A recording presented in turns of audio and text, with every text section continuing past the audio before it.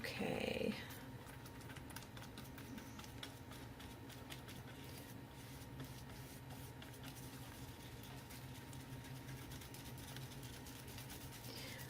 I thought that when I was in high school,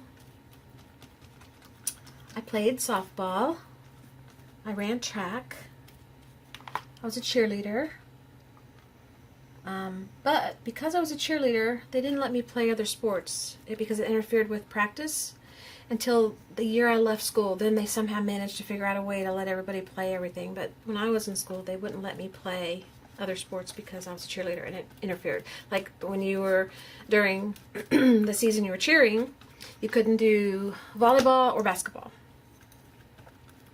And I liked volleyball. I wanted to play volleyball, but I couldn't. So anyway, but baseball, softball came afterwards, so I did that, and track came afterwards, so I did that 1 year. So I thought that I might have a chance at Zumba being a little easier for me because I, was active and doing that kind of stuff. But shoot, like I said, no, different animal altogether. And besides, the school I went to, the cheerleading was not like today. Today it's like dancing. It's not like cheering. They're really not cheering a lot. But when I was in school, I went to a very small private Christian school, and our skirts had to be down to our knees, and so we weren't allowed to do a lot of moves and things that a lot of cheerleaders were allowed to do. But I still had fun and still enjoyed it. That was the reason to go to school.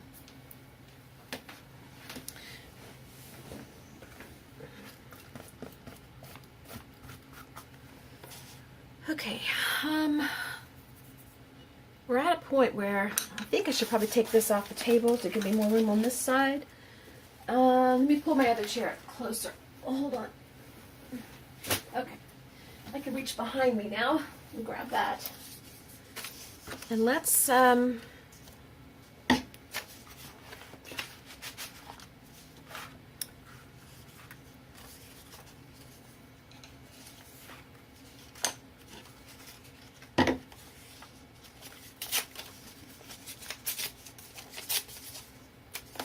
do this.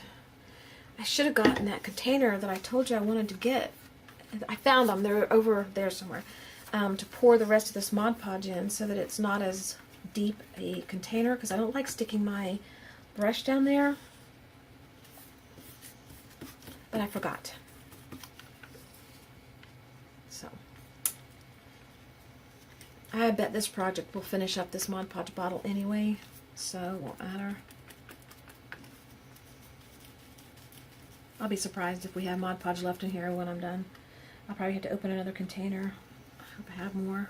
I know I have some gloss. I don't know if I have more matte. This is matte, I think. Doesn't really matter.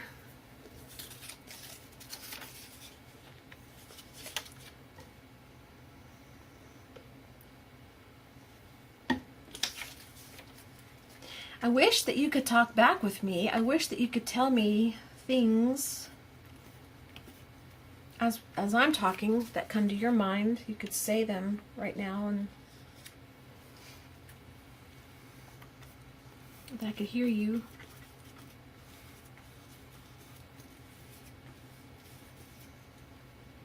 I think it'd be cool to have a big, huge get together with a lot of people that know each other on YouTube and art together. Just have a big room with a big table full of all kinds of stuff and just sit and, I mean, even if you just do this and sit and talk, I think that'd be fun.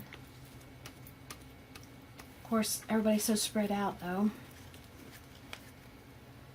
I don't think there's another crafter or artist in Tennessee, to be honest with you. I find very few people that are in Tennessee that do anything like this.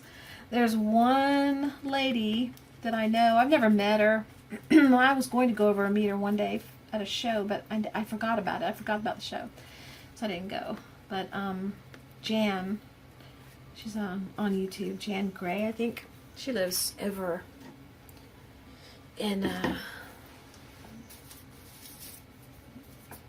further toward Nashville, I think. And she was at a show, and I was going to go over and meet her, just say hello, but I forgot about it. But I don't know any other people. Everybody seems to be out of the country or on the West Coast, like California and Oregon and Texas. Well, that's not the West Coast, but Texas and places way far away.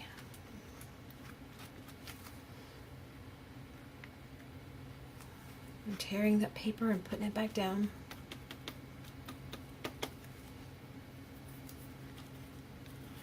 What an awesome way to use your scraps, isn't it? Is this just not awesome?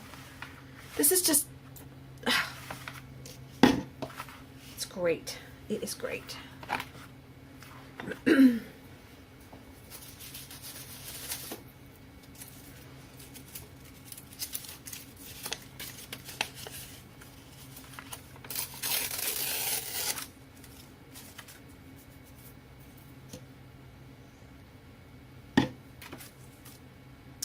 Even people in my family don't do this. I have nobody to art with. Well, I do have one person. My little niece, Emma. And she's not even little anymore. She's 10 now. She started, I started being able to do stuff with her when she was 4. It's about when I moved here. And she's my little art buddy. But I don't even get to see her very often anymore because... she lives about an hour away, and because she's usually busy with school and friends, and our schedules just seem to mismatch anymore. And now that school's out, I'm hoping I get to see her, but it just got out. If it's out, it may not even be out for her yet. It may be another week. I don't know. I have to ask. I've asked her mom, but I haven't heard back yet. But she and I like to sit together and do art. But she's the only one in my family that will sit and do art with me.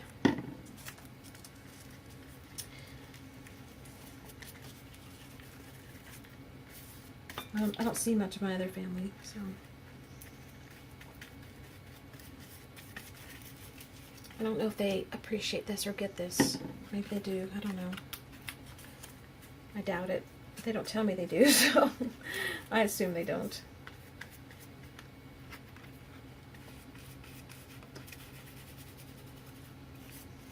I feel pretty comfortable saying that too because I doubt they even watch my videos. So most likely they won't hear any of this. And if they do, you know it's true.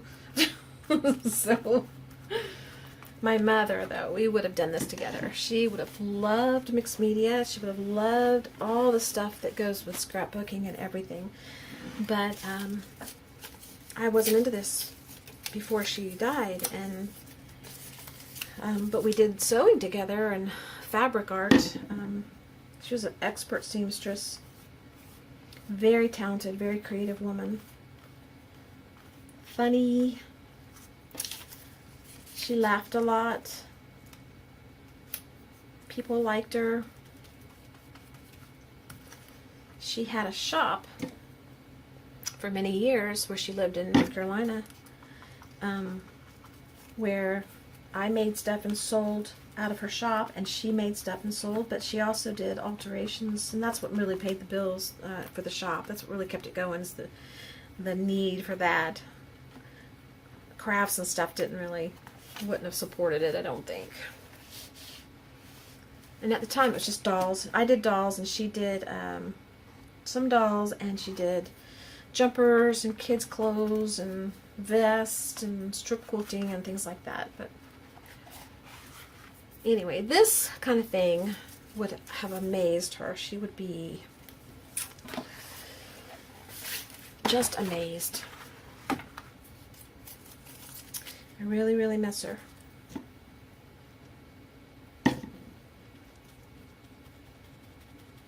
We would sit for hours together at the table in the kitchen and think of names for business, company names or whatever, for her shop before she opened.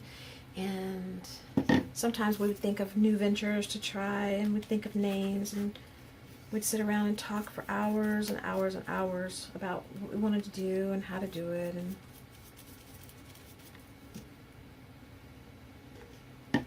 I would go stay with her in the summer sometimes, and I'd go to the shop with her, and I had a little setup in the back.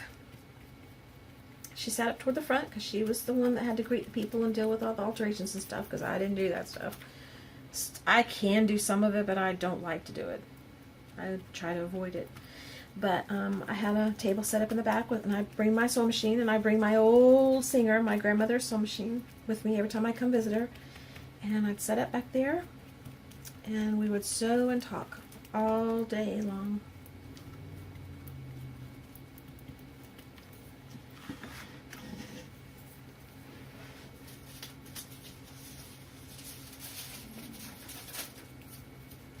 Can't beat that, can ya?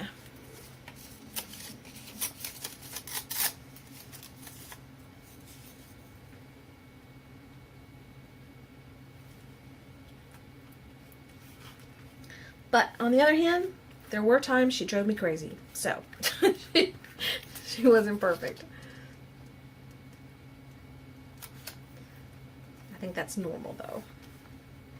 That's what parents do to kids sometimes, because kids do it to parents, I'm sure. So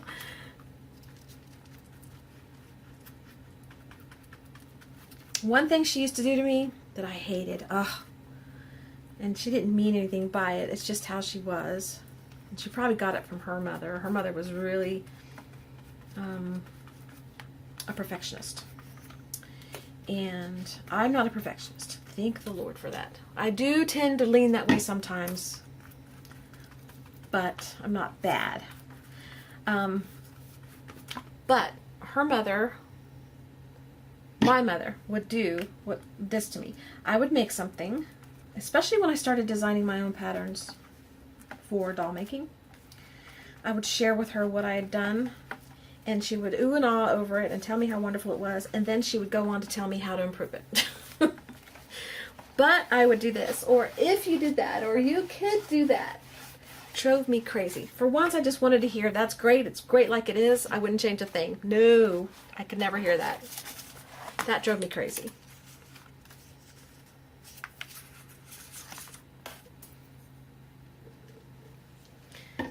But maybe she got that from her mom, because her mom wouldn't let her do anything without coming behind her and fixing it too. So her mom was real perfectionist. I mean, like, serious. If she was, I told somebody this the other day, I don't know who. Gosh, I don't talk about this kind of stuff very often. Now I'm telling the whole world. If my grandmother wasn't around much after I was about 4, well, I was about 9 by the time this all took place. She went to nursing home because she had MS, and she wasn't able to, she didn't have muscle control or anything anymore. But before all that, when my mom was a teenager, if my grandmother was cleaning the kitchen, the way she cleaned it was she would empty out everything in the kitchen. And I tend to do this too. If I'm going to clean this room, like if I really want to do an overhaul, I want to take everything out and make the room empty. I don't do it all the time, but that's what I want to do. In fact, I've been thinking about that. I want to empty it out and start over. But I'm getting off track. Anyway, if she was cleaning the kitchen, which she did every spring for sure, and other times during the year too, and my mom wanted to help, she'd let her help. But then, when my mother would go to bed, my grandmother would get in the kitchen and she would take everything out and start over and do it all over again. Because it wasn't good enough.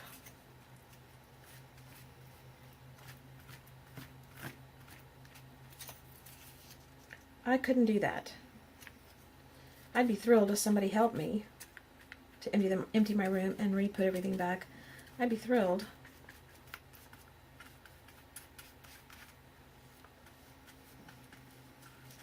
I don't know if I'm going to post any of this up there. If I do, you guys, this is the most personal stuff I've talked about. I don't know how I feel about it. We'll see. It's not major personal that I wouldn't tell anybody. It's just I'm not used to talking to people about it. I just usually don't have anybody to talk to about it. Most people are I don't talk about my mom a lot, especially with my family. It's just something we don't talk about. I would love to talk about her. I really would, but it just doesn't work out that way.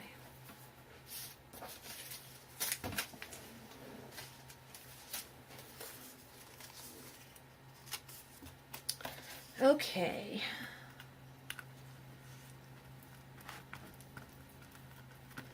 We are doing a good job here. What do you think? Getting it covered. I'm getting the edges covered because I do want it up to the edge. I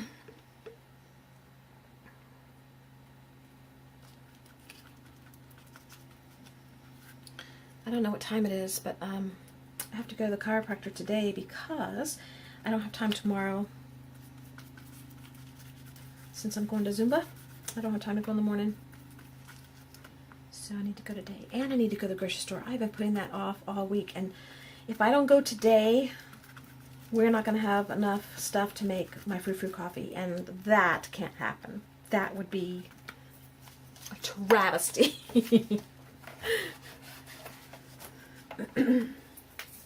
Time is it anyway? Let's check. It is 3:12. I've been yakking at you guys for about an hour now. I will probably divide this video up for you into 20-minute increments. I'm trying this out as a different way of filming because I usually fast forward like I said, and I'm trying it the secret way. And when I say secret, you know I'm talking about Sigrid Soto. And her link will be below on this video because this is an inspired project by her. So, we're trying it your way, Secret. What do you think? Tell me what you think.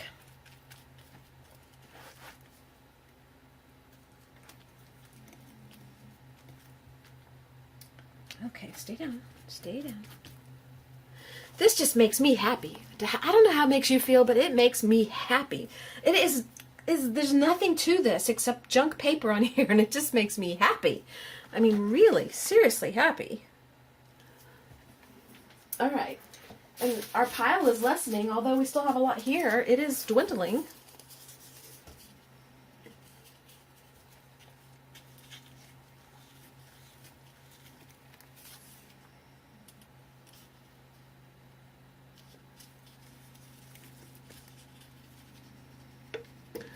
I would love to get to the point in my art, and I'm not there yet because I know me, I know what needs to be done and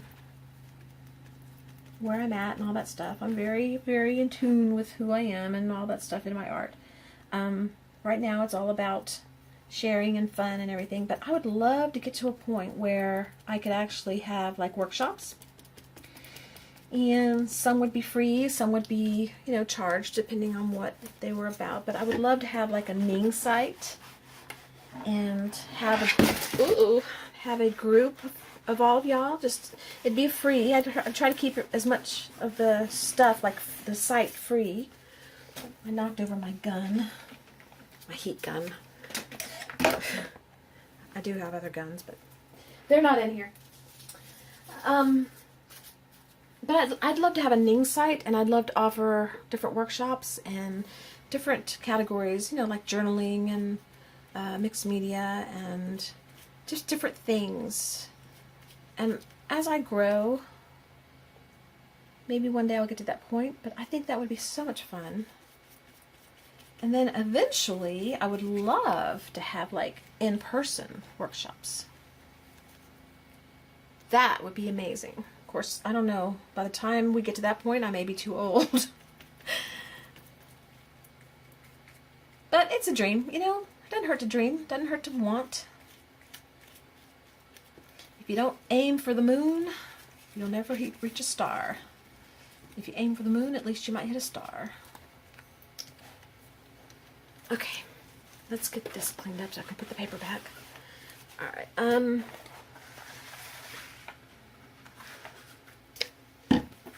I really want...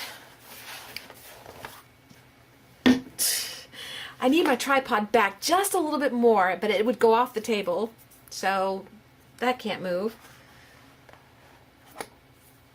Oh, wow, this is good. And the computer keeps wanting to do something over here. Making all kinds of noise. My pants are about this much too long for me today. I've never worn them before. I bought them years and years and years ago, and they haven't fit for a long time. Now they're too big, which is fine with me. But so I decided I'd never worn them. I bought them when they were kind of snug. Actually, they were. I don't know if they were snug or if they fit back when I bought them. That's been a long time. Anyway, I never did wear them because I think I outgrew them very fast. And then I hung on to them. Most stuff I've gotten rid of. And today I noticed them and I thought I'll try them, but now they're big. They're too big, which is fine. I'm just around the house. Who cares? As long as they don't make me feel frumpy. I don't want to feel frumpy. I'm done with that. I get rid of everything that doesn't fit me anymore. When I outgrow it, I get rid of it. And that's my new philosophy. I'm not keeping anything that makes me feel bad or makes me feel heavy or anything like that, because it just aids in a negative association or thought about yourself, and possibly eating poorly because of the way you feel. And I think if you wear things that make you feel good and don't cause those negative associations, you are better off. So that's my new philosophy. So I've gotten rid of tons of clothes. I don't have that many clothes left at all because I'm not buying a lot until I finish losing the rest of my weight. I bought just enough to get through summer. I've got like one pair of jeans, blue jeans, one pair of white jeans, a tan pair of pants that are getting too big already, a gray pair, some shirts, a few shirts, and a few sundresses. And I just started wearing sundresses again. And I can't believe I'm telling the whole world this. I just started wearing sundresses again. For years I didn't wear them because I didn't like how I looked in them. But I'm past that point again, and I feel comfortable in them now, and I really enjoy wearing them, and they make me feel good, and they feel feminine, and so I'm wearing them. And I'm very happy about that because that's another major hurdle that I've gotten over. And you guys can do it too. If you're struggling, just start. Just start somewhere. If you don't start, 2 months will be gone by, and you'll have had 2 months you could have started.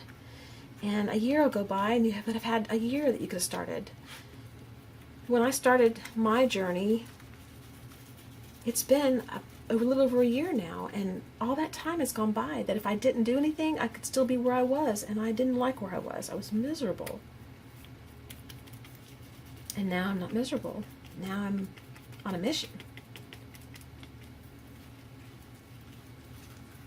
You could be the same. Just start somewhere. Start this second. Okay, that's covered pretty good. We're just going to keep adding now. I want to add these papers in just to get them out of the way because they keep getting in the way. It's not tissue paper. It is a paper. You know, there's shoes. When you buy shoes, the paper from a shoebox. That's what it is.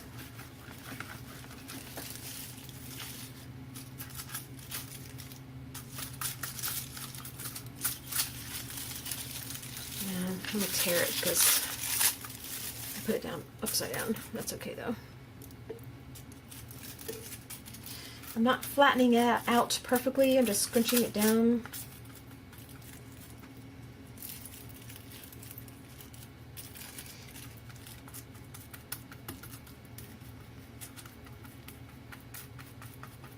There's going to be lots of texture on this, that's for sure.